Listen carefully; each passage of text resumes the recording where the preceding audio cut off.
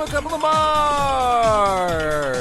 We are live To tape from beautiful Arlington, Texas, right here at the Couple of Marks studio. I am Johnny Mark. And I am DJ Mark. And we are marking out. In today's show, we are going to talk about the G1 climax that is happening right now. As we speak. Well, maybe not as. I was going to say, it I don't know if it's earlier this happening as morning, we yes. speak, but it's happening right now. It's going on right now. We were there at the very first night, and we'll talk a little bit about that. Rody went to Slammiversary the next night. The next night. I was very busy. So we'll talk about that and what AEW and MLW are up to, because this is a professional wrestling podcast, and we talk about all professional wrestling. And in our main event of the evening, we're bringing you those top 5 summer jams, baby. Will Smith, Summertime. So we're not actually going to give you jams. Robin Thicke. But wrestling Blurred jams. Lines. We'll give you some wrestling jams that we think are pretty cool. But first, It's getting hot in here. So keep your clothes on, because we're not to that point yet. Oh, we're not the Summer Jams. We are not at Summer the Jams. We want to talk a little bit about the news and happenings in the world of professional wrestling. I want to also give a shout out to the we met another podcast, wrestling podcast, King of Sports podcast. We met Henry and Brandon from them. They're a great podcast. If you like New Japan Wrestling, it is at Twitter. They are King of Sports Pod. You could follow them there and then check them out. They're great. They were super nice guys. They have a super great show. If you are into New Japan Pro Wrestling, even if you're not, you should absolutely. be. If you're actually, I would say if you're not into New Japan Pro Wrestling, it's also a good jumping off point to kind of get you there. And these guys go to Japan to watch New on the Japan. reg. Yeah, they had a guy from Japan with them to go see this show, and they're from California, so they're all over the place. They're great. It was really great to talk to them. We talked about Shikara. Talked a little bit about Shikara, and did we talk about Shikara? Or was it Pro Wrestling Gorilla? Oh, definitely Pro Wrestling Gorilla. Okay, that's my bad. Because they're from Southern California. Okay, I was so like, I couldn't remember what California indie promotion we were talking about. Shikara's from Pennsylvania. Okay, let's edit all this out. Let's try that one more time. So we talked to them a little bit about Pro Wrestling Gorilla as well. They've been to both, I guess, the venues. The old venues and the new venue, yeah. And that was a really cool conversation. Maybe we can have a conversation about that some other time. But anyway, one of the biggest things that's happened since we took our little hiatus, because we did take a little hiatus. Summer break, baby. Summer break. We were traveling. 2018, 19. It's 2019. We traveled in 2018 as well, don't worry. There is a new professional wrestling show. Yes. From All Elite Wrestling. Promotion. That will start on October 2nd on TNT. That's big. That they know drama. They know drama. That's a Wednesday, kids, so I believe that's after, or is it before SmackDown moves to Fridays? I don't know about that because I don't watch the WWE right now. Well, they are moving, but AEW begins October 2nd. They are going to have a 2-hour show because 3 hours is way too long for a wrestling show. Raw, we're looking at you.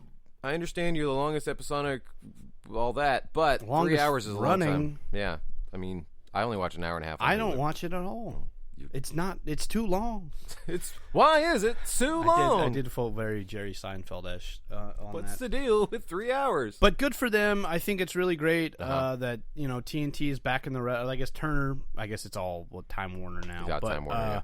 I'm glad that they are back in professional wrestling. I look forward to them coming to Dallas because I guarantee it's going to happen. Absolutely, and they totally should. We'll be, if not Arlington. We'll go there. I agree. We have a really great arena here in Arlington that they would be. It would be super great to have them at. Pack it more than TNA did. And Rody's been twice, so he could tell you. Although the first one I did. First one was pretty good. The attendance on that one was almost 5,000, which almost fills that arena. Right. So the second one, not as much. It was a leaner year. It was, although that card was really great. Yeah. Like what we were actually debating our summer jams, and I talked about adding that ladder match that kicked off that show because it was hot. And Sonata was a champion. Sonata was a champion. I saw one of the American Wolves, or the Wolves, I guess, as they were both of them. called. Yeah, both of them were in there. One of them went through a ladder. Oh yes. I don't remember which one, but. A good match. Probably Eddie Edwards. He's the crazier one. He is crazy. Which is weird because you would expect at the time Davey Richards would have been the crazier one. You're absolutely right. Now look at him. I would not have been like, oh, Davey Richards is going to be out of the business and Eddie Edwards is going to be taking baseball bats to the face. But good for TNT. Good for AEW. Very good for AEW. Good for professional wrestling, to be honest Yes. with you. Like I think the more that they do, and the more stuff they do, TV shows, events, the more it's going to make the WWE hopefully step up their game. Right. Because they have, like we've talked about many times, they have the most talented roster that they have ever had, bar none. Yes. Everyone's a banger over there. Literally everyone can wrestle a match, and it's at least like a 3.5 star match. Right. With Even their without eyes even closed. trying. Yeah. Exactly. Yeah.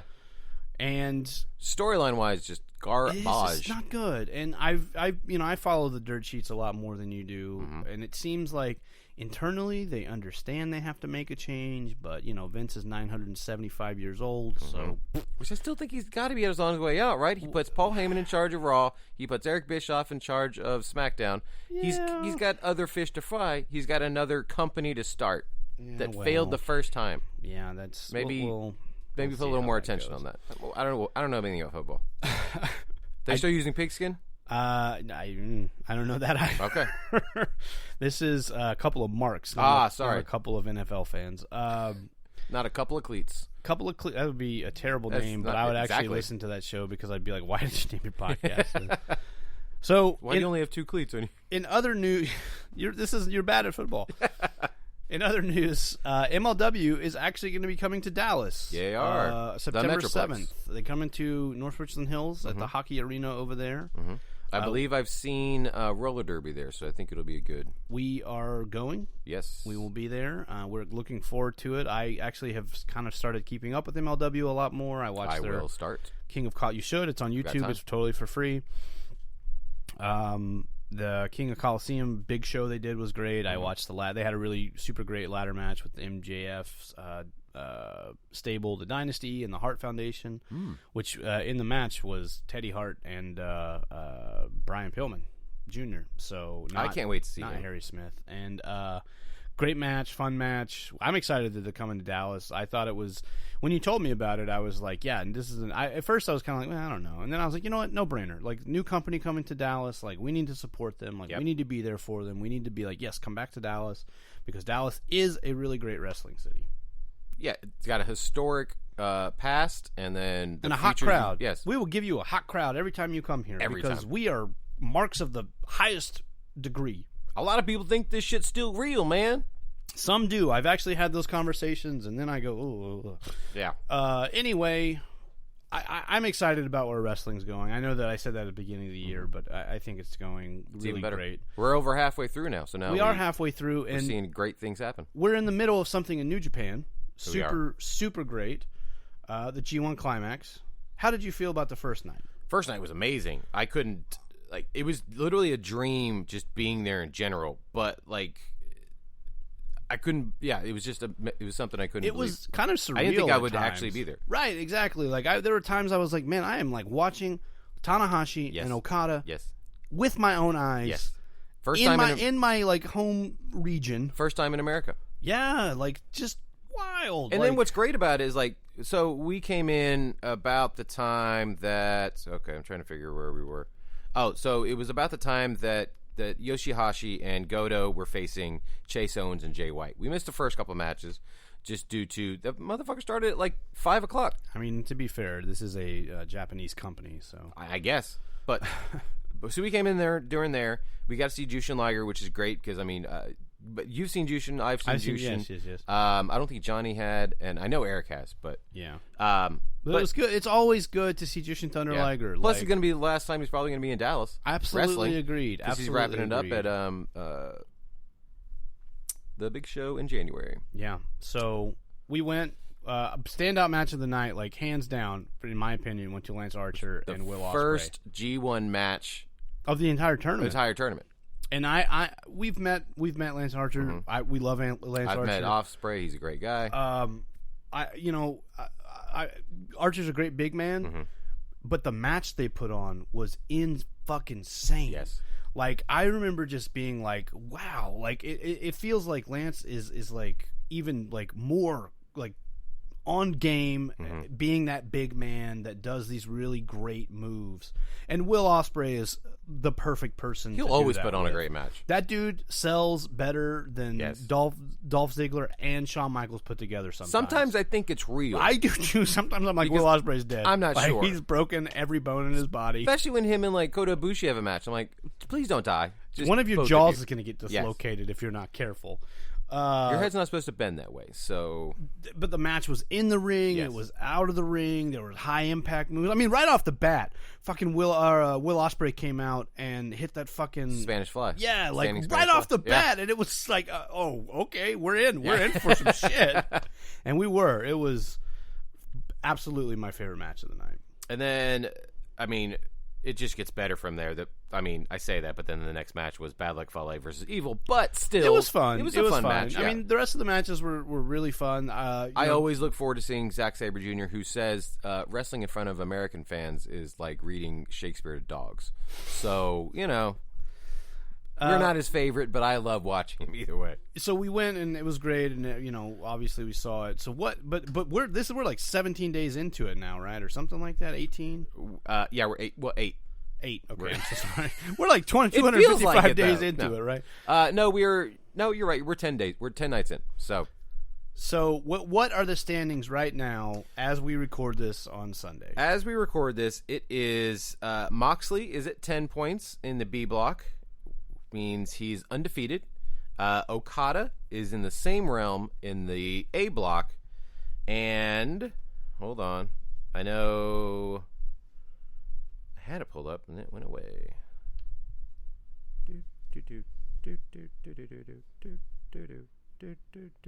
All right, Kenta is at 8 points in the A block. Everybody, I mean, Evil, Ibushi, and Tanahashi are all tied with 6. We've got Juice and Ishii all tied at 6, and then everybody else has got 4 in the B block. So, But so there's some notable names. yes, that are Naito pretty only low. has 4 points, which I really thought he was going to just take over the whole thing. Me too. Not happening. Jay White, former champion, only has 4 points. Zack Sabre Jr. only has 2 points. 2 points. Sonata only has 2 points. Will Ospreay only has 4 points. It's just, it's very surprising. It is. It's a different G1 But climax. maybe this that's year. a good thing. It's a very good thing. I think that you I coming look in, forward to you hopefully- immediately you're like, oh, it's either going to be Kenta Okada or Naito. yeah, exactly, like right off the bat. And now Naito is not doing very well. No, not at all. He lost his first match to Yano. And I think this is something that like American fans might have a hard time understanding because it's not a single elimination tournament, right? Right, Like right. it's a multi. Like you build points. Like so, when you have 2 points, you got that from that one win. It's not you don't have 2 wins. You have 1 win. So every 1 win you get 2 points. Obviously, you lose, you get no points. But if you go to a draw, I think both guys gets 1 point. I think but that that hasn't feels happened right. yet. But it's just I think it's a very fascinating concept that I wish more American promotions would play with. I think so too. Because it makes it feel more legitimate. Number one, and number two, even these routine matches, like this is what New Japan does a really good job of in the G1 Climax. These would be routine matches on WWE TV, right? Yes, Like we would see this all on a Raw, you, SmackDown. you would see like Thunder. Samoa Joe versus I don't know, Shinsuke. Okay, but like on Raw, that's just a regular match. a regular night, yeah. You put it in the context of a tournament like this, then it becomes important. Then These it's are- a thing. You're getting dream matches just in a regular G1 climax. You're not getting it like they're not building the storyline more and more. It's literally they will be in like a 6-man probably the night before against each other, and then the next night they're facing each other in the G1 climax. I wonder though if that's because New Japan does a much better job of multi-man matches. Number one, Oh, without a doubt. It keeps those matchups like those one-on-one matchups from. But I don't know, lot like more special. American fans, I feel just don't really like follow that. Some probably, don't. yes. Like I that- think we would love it. Oh, of course. I Without would a love doubt, I would be, because there have been times on Raw. We went to a Raw in Waco, it. Probably.